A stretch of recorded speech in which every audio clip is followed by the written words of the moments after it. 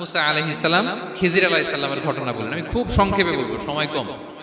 মুসা আলাইহিস সালাম হচ্ছে বনি ইসরায়েলের নবী, আর খিজির আলাইহিস সালাম কেউ বলেছেন নবী, কেউ বলেছেন আল্লাহর ওয়ালি। আসলে আরবিতে ওনার নাম খদির, আমরা বাংলায় বলি খিজির। খদির মানে সবুজ।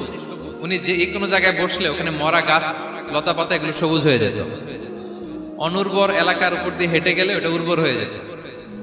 তো মুসা আলাইহিস সালাম একবার ওয়াজ করতেছেন এইভাবে বনি ইসরায়েলের সামনে, খুতবা দিচ্ছেন। হঠাৎ এক লোক দাঁড়ায় বলে, ইয়া নবী আল্লাহ, মান আ'লামু ফিল আরদ, বর্তমান পৃথিবীতে সবচেয়ে জ্ঞানী কে? মুসা আলাইহিস সালাম বলেন, ফাকালা আনা, আমি। কি বললেন?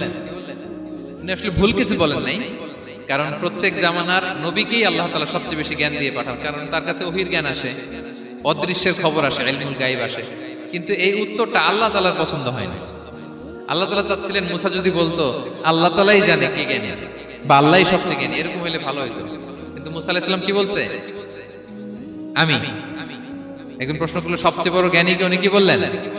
আমি। এই যে আমি আমি, এটাতে ঝামেলা আছে। আমি বড়, আমি জানি, আমি সব, দিস ইজ প্রবলেমেটিক। আল্লাহ এটা পছন্দ করলেন না।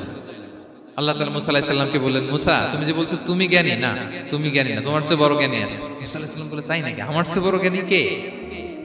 তো আল্লাহ তাআলা বললেন, ইযহাব ইলা মাজমা